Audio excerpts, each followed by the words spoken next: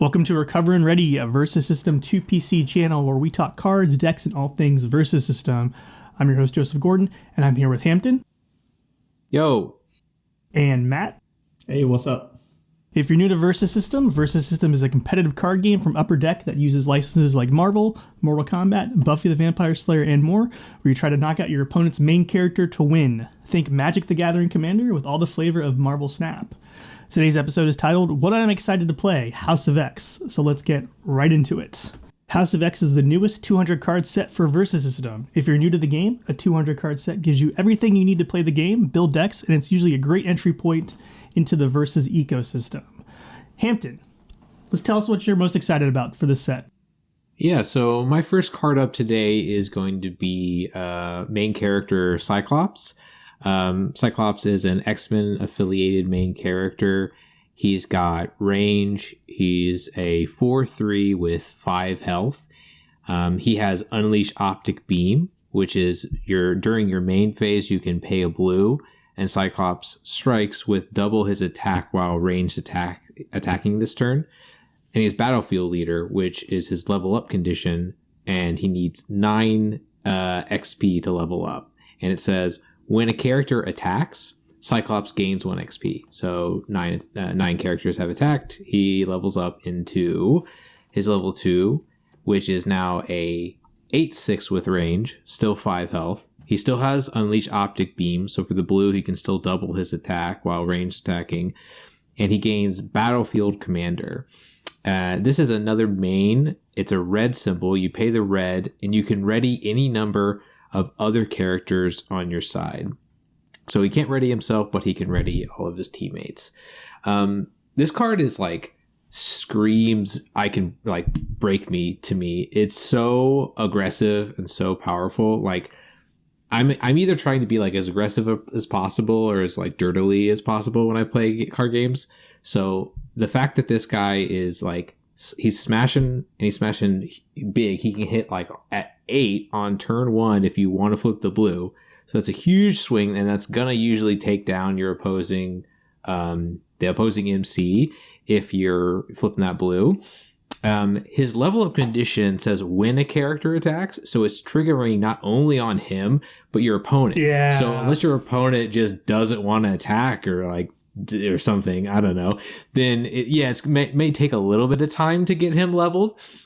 But if they're trading blows with you, I mean, you're probably consistently leveling. Think about you attack on turn 1, that's 2 XP. Maybe they attack on turn 2, you go to 4. Turn 3, you're up to 7. You're probably leveling on 3 most of the time.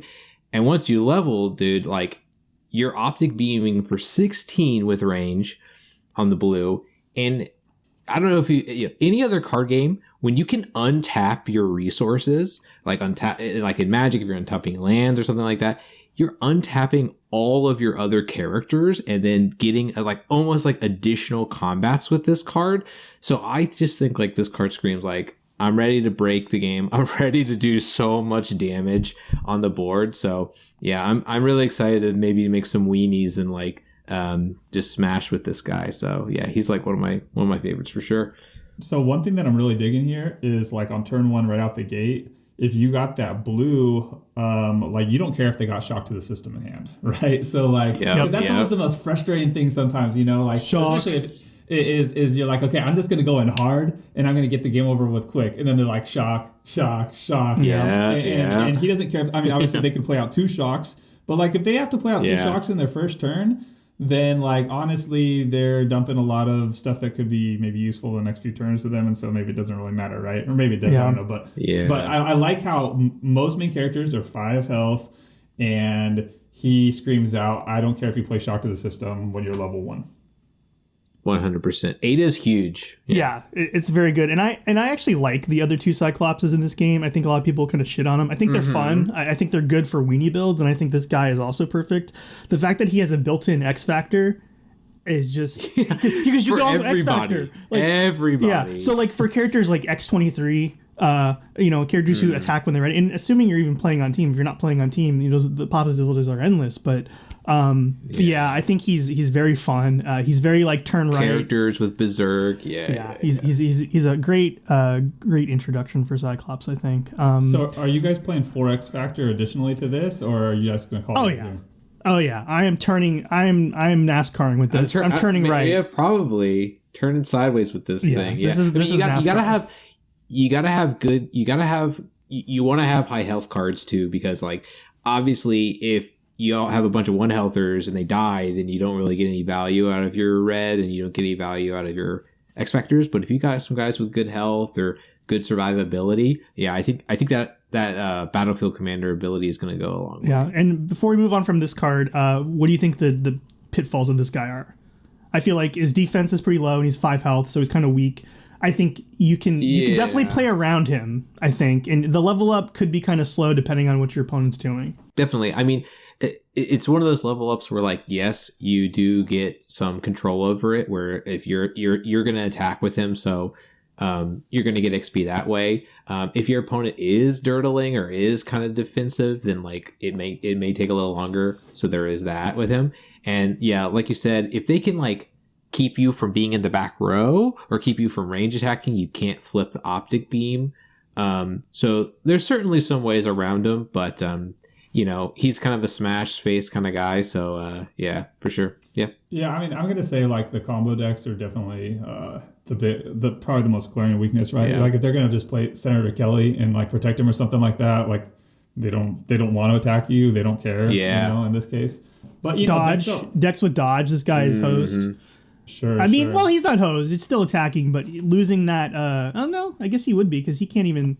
Or bulletproof, which screws him over. There's always that. Yeah, he's got to get up. He's got to get up in the. Up in the melee, but I mean, you got to level sometimes, so got to get up there if you got to get up there. Yeah, I think he's fun. I think he's another good Cyclops card. Like I said, I'm a fan of all the Cyclopses so far. So, all right. So next, let's go into Matt. You had a card. Hey, what's up, everyone? So what I'm excited to play is Sage, supporting character. We're talking about a 5-cost X-Men team affiliated character. Named Sage with the power human, or the keyword power human supercomputer. When Sage attacks, she gains attack this combat until her attack is equal to the defender's defense. So she's a 0/10 with flight and range and 2 health. And so basically what we're looking at here is, okay, I got a 0/10. I can attack from anywhere on the board. And as long as I'm attacking, I'm going to hit you, right? Obviously, on the defense, we see, she's just a blocker. But what I like about this card is I am like one of those people, and probably almost to a fault, where I have a hard time on 5 playing anything other than like Sheathing and maybe like a Hulkling for like a tech card backup. But like Sheathing is kind of what I play on 5, and almost like even if I'm not playing greens, it's really hard for me not to play Sheathing on 5 and Thing on 6. If I'm playing a deck that is trying to, fight fair through combat, let's say. And I think that like she presents to me like an alternative to Sheathing. I'm not necessarily going to say better. I think it depends on the deck build that you're playing. But it's definitely, has its upsides. She gets in the air, whereas Sheathing doesn't. Sometimes you might be in the spot where Sheathing can't get through, right? Well, Sage can shoot from the back row and from up high to get over front row defenders.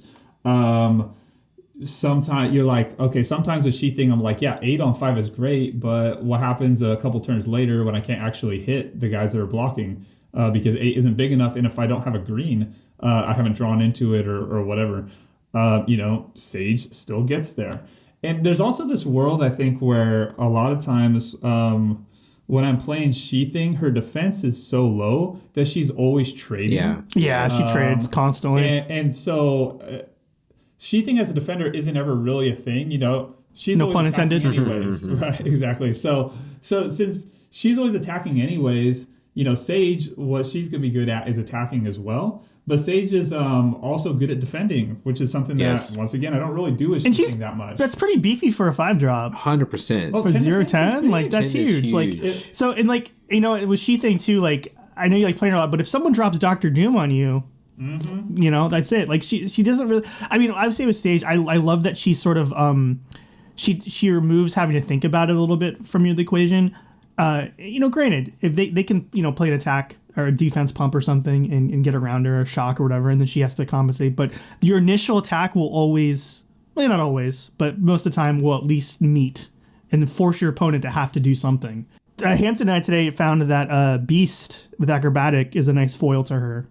Because you attack, and so his defense will be like static, but then when he strikes, her attack doesn't really matter. So, you know, she's not impossible to deal with, but she's fun.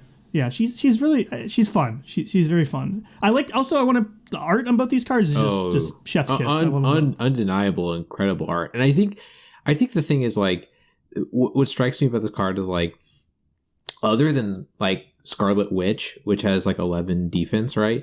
Like, and Invisible Woman on 5 with flight at like 10 defense. Like, that's a lot of defense. And like, this card is like, not only do I have 10 defense, but I can also be offensive, and I have 2 health. Like, it's going to take a lot of work to get through this card. Yeah, and there's also that area, right, where she can hit things that you just wouldn't be able to hit otherwise, right? Like, I'm gonna smack Galactus, right? I mean, he's got 7 health, right? He's coming back, but you know, a lot of times I find myself in a situation where it's like, okay, I'm playing She Thing on 5, I'm playing Thing on 6, and I'm like, okay, sometimes I'm gonna get the team attack, right? Now I don't have to team attack, you know, because I'm gonna be that big just by myself, and what that means is I can make more attacks. And, you know, it's like, what if I had a team attack, but there was only one guy in the front, and that's it. Now I'm not going to get to the back row because of you know, I had to commit 2 people, right? Well, you know, now she can commit 1 attack, and then your Thing can commit that second attack. And now you're getting to the back row with, you know, your main or whatever, you know, so. Yeah. Great card. I feel like, too, in general, this set is mostly pretty balanced. I think it's got cool abilities that are meaningful, but it's not busted like some cards that have come out recently, like Loki. Yeah. Who's that? Anyway, yeah. I thought it was Star. So, yeah, right. Okay, so anything else on Sage? Good to go? Yeah, no, I mean, that's pretty much it. Not necessarily saying that she's better, but I'm saying it's another option, right? I'm like, finally, thank you. Yeah. I have something else to consider to play on 5. Yeah, right. For sure. So one of my picks is Banshee. He's a 4 cost. He's team affiliated with X-Men, a supporting character. He has Night. When Banshee appears, you may daze an enemy character. He has Flight. He is 6 attack, 5 health or 5 defense, and he has 1 health. I don't think this card's amazing. I think he's actually, compared to some of the other 4-drops in the set, I think he kind of sucks. But I really want to make my Green Goblin deck work, and this is like another piece of that puzzle.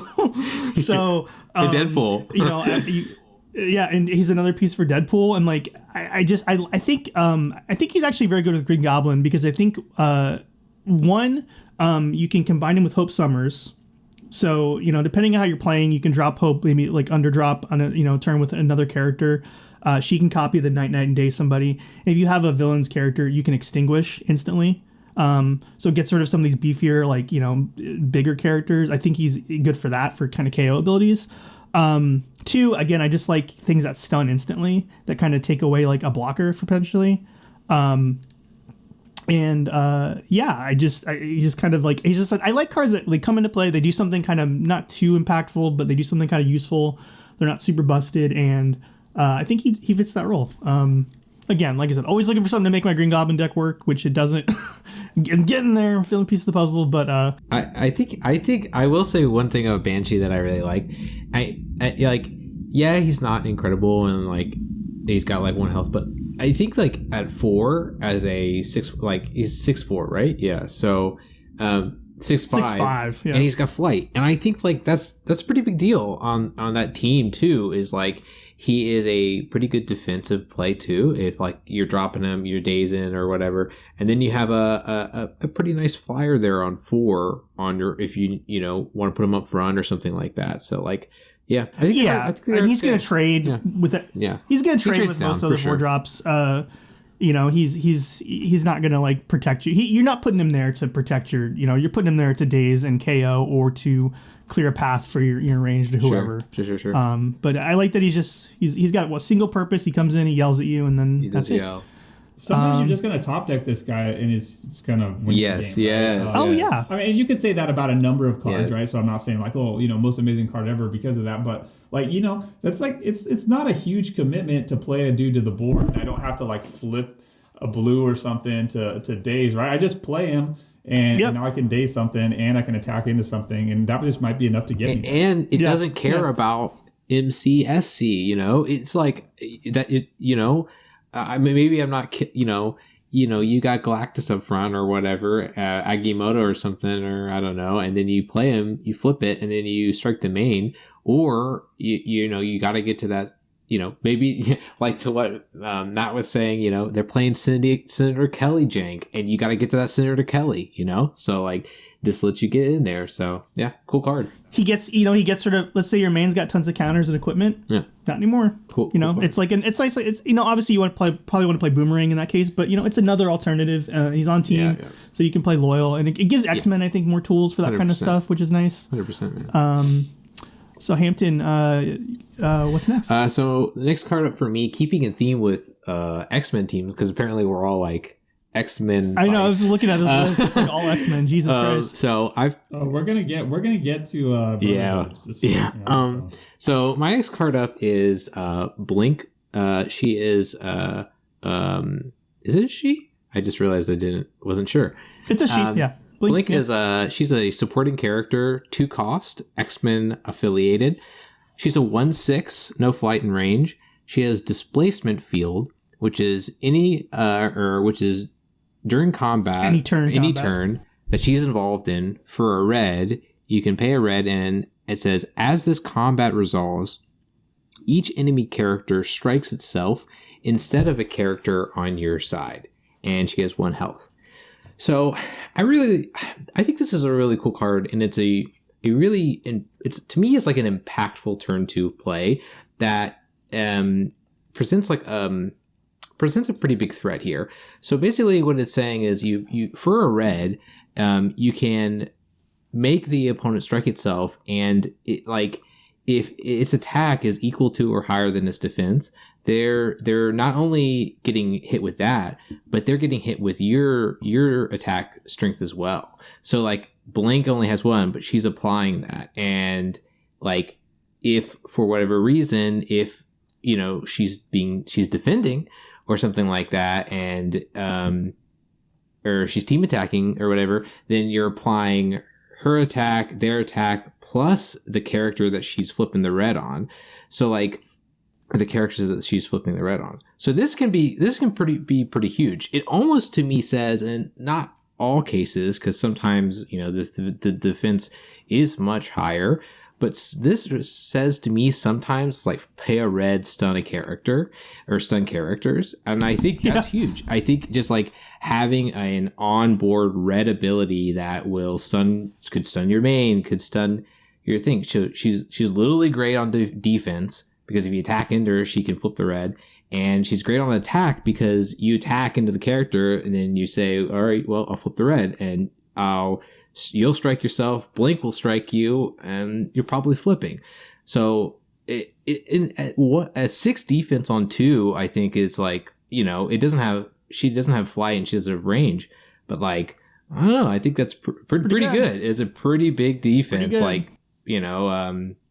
Professor X has that on his base level 1/6. So like, I don't know. I just think she's a really cool card with a lot of utility, and it's gonna make your day bad sometimes. Yeah. Yeah, she can be very annoying, and what's cool about her is that each enemy character. Yeah. So if you try to team attack her, you can hit them all potentially. And like you and I played a game today where you had Beast out, and being able to team attack you with her. And like add beast attack to it's like a free attack pump in that way. Like it's a variable attack pump that like a Juggernaut attack, you can attack her with Juggernaut, or I'm sorry, you can attack Juggernaut with her. Yeah, the main character who has infinite attack, and sorry buddy, flip the red, infinitely attack yourself, which would be so sick. It's so flavorful, which it's real good. I just love that kind of card, Yeah, it's because like she's making the portal and he's hitting himself in the face. Super interesting card. It's very good. This is definitely like one of the cooler designs I've seen lately. Like this isn't like a card that speaks to me in the way that's like I want to like jam it in my deck like immediately personally. But that said, this card speaks to me as like this is like a kind of design space that we really haven't seen before, and just opens up like cool things that can happen on the battlefield. Right. So I really dig that they made this card. Yeah, it's a super unique. Yeah, and it's also the first time both her and Banshee and Sage, the first time we've had those characters. No, not Sage, right? No, it's the first Sage in the game, right? First Banshee, so. First Sage, first Blink. It's great. So that's pretty cool. There are picks. All right, Matt, moving on, your next pick. So this is maybe what I'm most excited to play in this set. And in some ways, I'm not even sure 100% why, but it's the Toad main character. So Toad, level 1, Brotherhood affiliated main character. Is a 0/7 with 5 health. And its first ability is Prehensile Tongue. It's a main phase, flip a red, and Toad has range and +7/+0 this turn. Then it's got Live to Serve, level up 10. When a character appears on your side, Toad gains XP equal to how much more attack it has than Toad. Let me read level 2 and then we'll discuss a little bit. Level 2 is he still keeps Prehensile Tongue, +7/0 in range, but he gains Mighty Leap. So Mighty Leap is flip a green. Toad has Flight and +7/+0 this turn. And at this point at level 2, he's a 4/11, still with 5 health. So this is a card that like really, like I love this card, at least theoretically so far. I haven't played with it yet. In the sense that I think it opens up the possibility to sort of build your decks in a lot of different ways. I'm not sure that it immediately, and once again, this might change through testing and play, but I'm not sure that it immediately screams out like that you have to play like this specific type of deck here. Do I try to play a bunch of guys that cost low and have high attack so I can level him super quick? Or is just the fact that he has 7 defense right out the gate, is that sufficient to get around a lot of wounds in the first 2 or 3 turns of the game, and I can just play like a normal good stuff curve, right? So like I think here and level up anyways in that way without having taken a bunch of wounds before leveling up. So I think just that 7 defense right out the gate is really cool. But additionally, the fact that you can also right out the gate go in and hit something with 7 attack is pretty cool as well.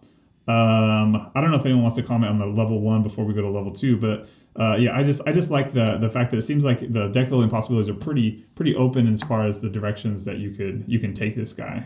Maybe just being able to survive the first few turns without getting hit means that you can build a heavier late game or something. I don't know. Seems like there's a lot of possible directions. I mean, you can level this guy on turn 2, depending on what you're playing. Like he levels very quickly. You can drop a Grizzly on turn 2 at 5, depending on what you're dropping on 1. 3 at the latest. I think that's always very good. I mean, you want to level by 3, but like honestly, he could do that even just playing like a normal curve, like oh yeah, absolutely. Like playing a normal curve of like decent guys, like a dude with like 3 attack on 1, is something with like 4 or 5 attack on 2, and then on 3 once again something with maybe like 5 attack.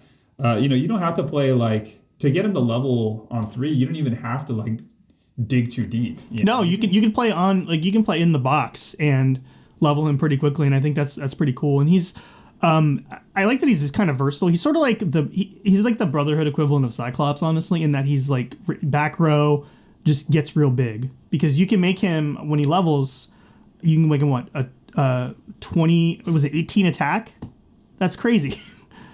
Like that is very big, and that deals with a lot of things. And the fact that you can flight and range is just, you probably don't even need to pay for both of those things, honestly, most of the time. So yeah, he's very versatile. It's kind of cool too. This is the first time we've gotten a Toad main character. And the art on this card is exceptional. Like, look at this art. It's so good. I also like, the one thing I want to say about this card that I think is exciting to me is like, I think that this card has more than 5 health. Like, I just feel like he's going to survive for a while. Like 7 defense at the start. Like, it's a lot of resources to get this guy. You know what I mean? Like, you got to put a lot of effort into taking him down. And, you know, and that, like, if they have any sort of defensive, you know, attack debuffs or shocks or something like that, like, it's going to be miserable trying to get there. And I just think he's sneakily one of the more powerful MCs in this set for sure. And 11 on 2. 11 on 2. 11 defense on 2 that's no joke for a level 2 main character either, right? So, like, you know, this guy's not going to be, you know, out of here in 5 turns, right? Even in 7 turns. I mean, I feel like he seems to pretty easily live to turn 8. And I don't think it's necessarily hard for him to live further than that, just because of how big of a butt he's got on both ends. I'll say before he levels, you know, a good card to get around him is Trickster God. Trickster God. You gotta bring that back, man. He just levels. Hashtag Joe's gonna bring back Trickster God. I love Trickster God. Kill ya. I love Trickster God. I think That's Trickster funny. God is the most fun card. I think I think it's a fun card. I think sometimes it can be really useful. Most of the time it's not. Yeah. But like stuff like this, it's just so satisfying. Yeah. Just pop. Nope. Oh, sure. You stun. All right. They're gonna flip tables if you do that, for sure. Yeah. Yeah, this guy's just so versatile, though. He's cool. Yeah. So my next card is Multiple Man. I'm not going to talk about all 4 of them because I think that's kind of cheating. But generally, they all are one of a kind, so you get one of each in the deck. They all swarm, which means they are unique. They're unique, or they're not unique, so you can play each of them out. They're all a 3 cost. They're all X-Men team affiliation. All but one of them have 1 health. One of them has 2 health, and they're all at 2/2 base stats. The one that I'm most excited, actually 2 that I'm most excited about, is one of them. They all have duper power, which start your main phase. You may search your deck for a character named Multiple Man and put him onto your side. And then there's one of them that has Genius, one has Martial Artist, and one has Quick Draw. I'm actually most excited for the Genius one and the one with Martial Artist. Why? I think they're kind of understated for turn 3. A 2/2 is very low health or very low stats. I don't think he's necessarily going to stick around without some fiddling. But I'm really interested in how this card interacts with Hope Summers, because we had a ruling recently with Copycat and Mary Walker, and my understanding is that if you drop Hope Summers and she gets duper power, you're searching for another Multiple Man. And I think there's some really interesting combos there with her and Genius and duper power and Martial Artist. And I think you can just get a nice little board storm going on with these guys. And I just find that very fun and fascinating. But you can also use these guys to pull out the Multiple Man from the Civil War set. He says he's got a similar power, but he pulls a copy of himself. So you can't pull the Civil War Multiple Man with these guys. But I'm sorry. So you can't pull these guys with a Civil War Multiple Man, but these guys can pull him out. So you get a nice little board swarm. And there's also fun things you can do with like Lockjaw. Drop characters that cost I think it's like 3 into play, so you can do that. I don't know. I think he's just a fun little swarmy card, and I think there's a lot of like potential for him to really like draw your hand and do some fun, draw your deck and do some fun swarmy things. But I don't think he's game breaking or anything. I think he's kind of neat. Yeah, I imagine swarming the board with a bunch of multiple mins that you've tutored up, and then you flip the red and on Cyclops and just go to town. Right? It's just kind of fun. It's just kind of like Marge with the potato. I just think they're neat. Very flavorful. I like how he's on team with X-Men. It gives him a lot of utility. You can do fun things with Blackbird with him. That's my last card I want to talk about. I just see that. I guess it's not my last card. We have one more, but we're kind of running over in time here. Let's move on. Hampton. All right, my last card is actually probably my most hyped card, and it's another aggressive card. This is going to be Silver Samurai main character. So Silver Samurai is a Brotherhood affiliated main character. He's 3/4 with 5 health. He has Tachyon Field, so during main for a blue, when Silver Samurai strikes an enemy defender in melee combat this turn, stun it. His level up is Test Your Strength. It's 3 and says when Silver Samurai stuns an enemy defender in melee combat, he gains 1 XP. When he levels up, he becomes a 5/9, still with 5 health, and he gains Advanced Tachyon Field. And main 2 blues for the rest of the game. When Silver Samurai strikes an enemy defender in melee combat, stun it. And then he also gains the Ancient Art of Bushido, main pay a yellow, draw 3 cards if Silver Samurai stunned an enemy character in melee combat this turn. So this card is really exciting to me for a couple of reasons. You know, he's like relatively decently statted. He's a he's a 3/4 for 5. Like it's pretty medium there. But like the ability to flip a blue and then strike, as long as you are striking an enemy defender, as long as he's like got 1 attack, you know, obviously if he gets like reduced to 0, he doesn't strike, but as long as he's got 1 attack and the strike goes through and it's melee, he is stunning that character. So, you know, I think this card is like sneaky really cool. Like it strikes me as a card that like gets around a lot of ways of like protection. It gets around a lot of things that have like massive rear ends, like, you know, 10 Sage or whatever. Like this Silver Samurai doesn't care. He's going to strike you.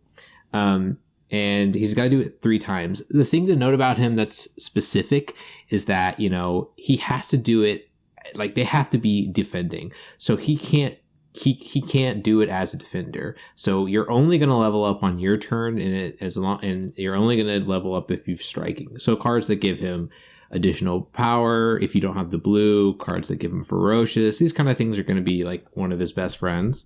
But like for the blue, just to be able to stun any character, like I think that's pretty good. And then when he levels up, you know, when he levels up 2 blues, it is a lot to ask. I think like it's going to be, I think it's hard to do, like especially if you're flipping 3 blues. If you need to flip 3 blues to get him to level up on 1, like it's going to be hard to do the 2 blues once he's leveled up to give him his advanced tachyon field. But giving your main character the ability to, for the rest of the game, strike an enemy defender and stun it, I don't know. I just think that's really, really strong. And also like having draw 3 cards built in, like why not? I mean, why not draw 3 cards? So like I don't know. I think this is a really strong MC, and I'm super excited to build around them. Is this like the true Juggernaut? Yes. Like in the sense that like, absolutely, he's the good Juggernaut. Yeah, like he just levels probably more consistently, right? And then on the level 2, his level 2 more or less reads kind of similar. Yeah, it does. Infinite attack. Yeah, I think he's way better than Juggernaut. Yeah. The fact that so we played with him today, and he trades a lot, and he definitely it can be very resource intensive. But man, when you get that draw 3 cards, it just feels so good. And he gets around so much defensive just like crap, and it's just very satisfying. Yeah, you team attack with him and Dakin, the original Dakin from the other Brotherhood set. It's very satisfying. Or like if you can give him Combat Master, you know, the Danger Room or something. Yeah. I want to give this guy all the keywords. You know it. Yeah. Yeah, are you guys playing this guy with Kane and not playing yellows at all, just to like be able to turbo out your ability to use his level 2 double blue? Yeah. Or are you like, I want to invest a little bit in yellow cards? I honestly almost never use Kane. Yeah. I just don't. I think he's kind of a pain. It's not a pain in the ass. He's useful and he gets the card, but like you're sort of like, okay, you'll get the card next turn, and I don't know, like I'd rather just use another slot. Dude, I play ability. Wouldn't you just pitch though? Like if I'm like, yo, I can have this turn if I just pitch. You can pitch out of hand, which is why I think that Kane is interesting. You know, the thing is like I think like I'm with you, Matt, on this one. I think like the yellow is the secondary thought, so I think you're probably running Brotherhood Wilds and you're running blues, and I think like I don't know if I would run yellows on this guy. Like I really want to make sure that the locations I'm hitting are either a wild or like the blues for his abilities. So yeah, I could see the Kane being like really good with him for sure. Or agents, or if not, like is agents like the thing that you want to run? Yeah, you can really. I mean, I think the thing you want to be careful is you don't want to put too many things to get around. I think attack plums and stuff, like and like him having like, you know, characters on the side, because you're gonna trade a lot. Yeah. So if you're doing so many things that you're just like, you know, you're just trying to get to your level, you're gonna. So yeah, like I played him today. I played him loyal, and I think he did okay. But there's probably ways to jank him up more for sure. You know, and I think like. It's going to be interesting what people do with him. Dude, and he's a silver samurai, dude. He's a silver samurai. That art is 10 out of 10 samurai. Again, fantastic incredible choice art here. Yeah, he looks like he's stabbing Batman. I know he's not Batman, but yeah, it's a fantastic Marvel Legends figure too, by the way. Matt, you had a pick? Okay, we're going with Magneto, Brotherhood main character. And I do want to say, like, this is a card that I'm excited to play it now, but I'm kind of thinking towards the future after the rest of the story arc has been released, for the point that I'll be really excited to play with it. So just keeping that in mind, level 1 Magneto, Brotherhood affiliated, flight range 2/5, 5 health, first ability, there are no sides, build, flip a yellow, reveal the top 4 cards of your deck. Put each Brotherhood and X-Men supporting character into your hand and shuffle the rest back into your deck. Second ability, level 1. This is his level up. Savior of Mutant Kind, level up 4. When a Brotherhood or X-Men supporting character appears on your side, Magneto gains an XP. So, I'm thinking you probably want to play a fairly, a little bit of a heavy low curve. And you want to be playing good stuff, up a little bit further as well, obviously for his level 2, which we're going to get to now. But and this is part of the reason why I'm thinking right out the gate with that level up condition, it's really going to be much better once we get the second 2 installments of this story arc, so that you can play like really good stuff on the first few turns, and not just have to dump in a bunch of like garbage cards just because they're on team, so to speak. Anyways, level 2. Keeps flight and range, becomes a 4/9, 5 health still. He still has there are no sides, so he's still drawing a bunch of cards when you flip a yellow. But he gains There's Just What I Want, which is main red, choose a face-up Brotherhood or X-Men supporting character on your side, then put +1/+1 counters equal to its attack on Magneto. So Magneto. Why am I excited to play Magneto? This card kind of embodies like playing like a fair, like what does it mean to play fair but do strong stuff, I guess. Like I'm like one of these guys, like I come from a Magic background and I'm like, okay, I want to draw cards and I want to play dudes that slap, and I want to counter spells. That's for another day though. Anyways, so, I want to draw cards and I want to play, dudes that are going to hit hard. And those two things don't always, like in the Magic setting, for example, like come in a single package. Here it does, right? Like you're going to be drawing a ton of cards off this dude. But it's not going to take long before this guy, if they don't have answers to keep counters off of him, that he can just get out of control on his size, right? What happens when you get to turn 6 and you play that thing and you're putting 10 counters on him, right? Even at turn 4, just to stack, like 5 counters on him based on whatever supporting character that you have on turn 4, if you were to use that red right away, I mean, you can have him like with like 14 defense as early as like, turn 4, or maybe more.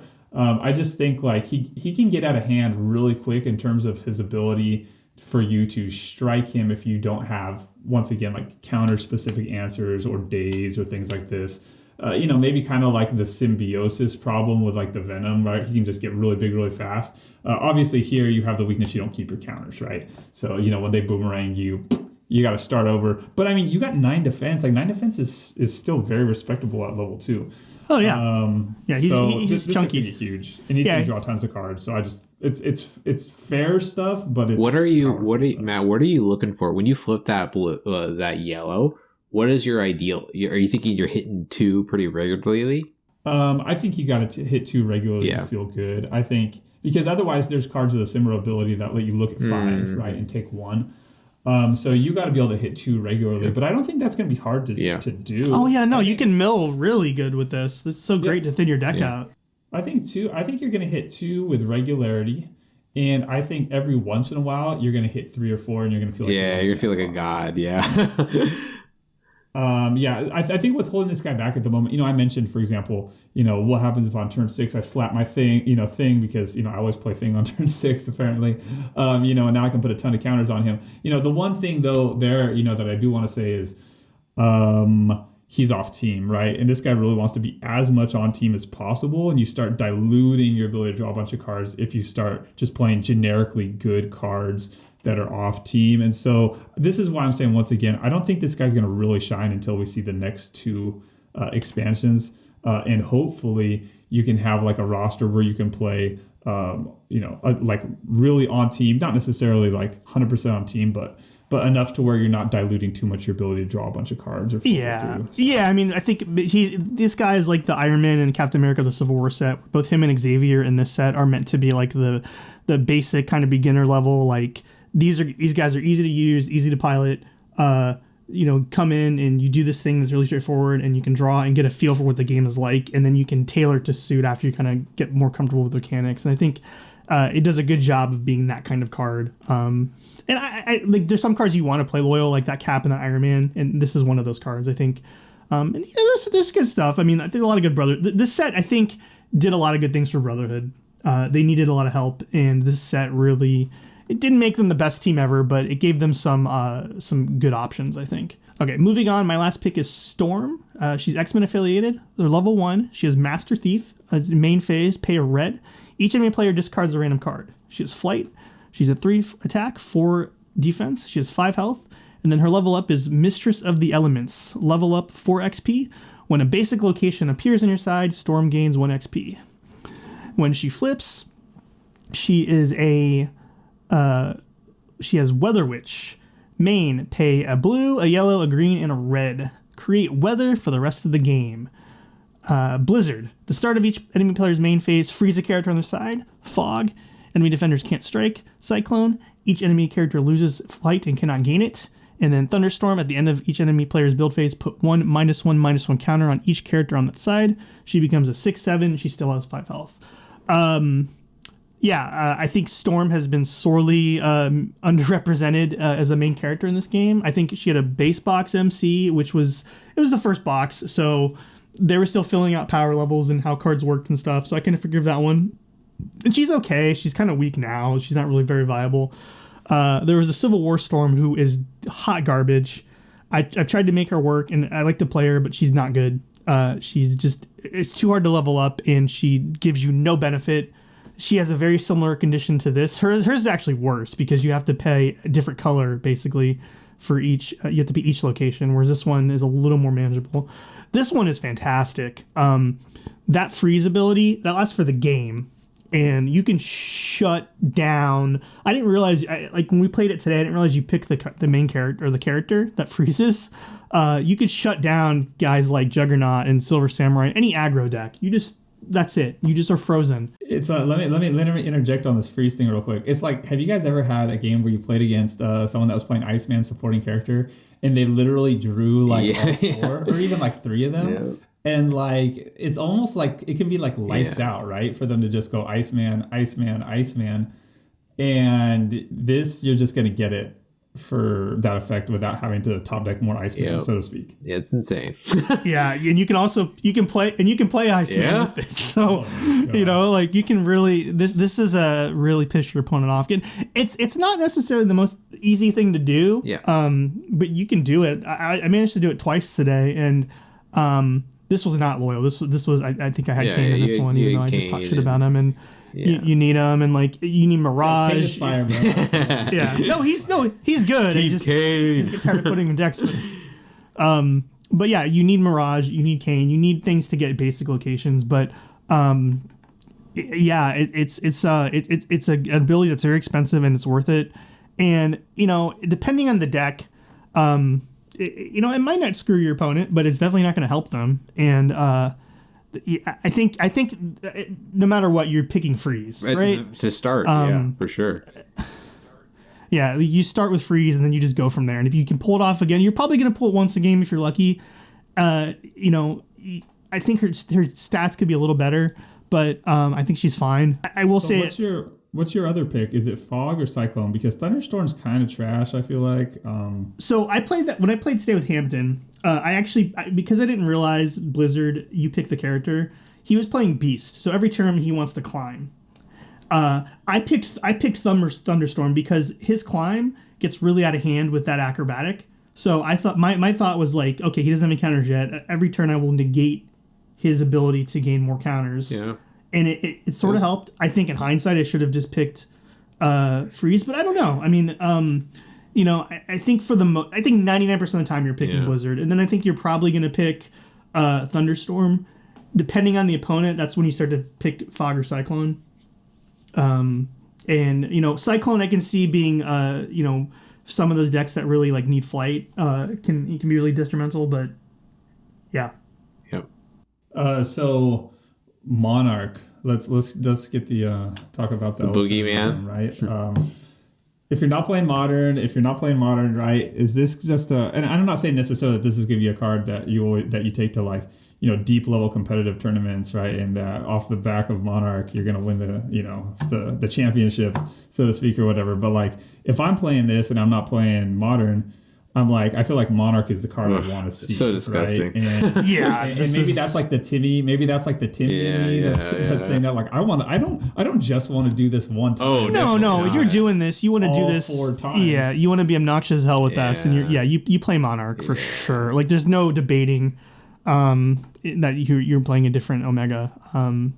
Yeah, I agree. That's the card you pick if you're not playing with any kind of format. And what's kind of cool is a lot of these MCs really benefit like directly from just flavor wise from some of those Omegas, and I like that just from a lore perspective.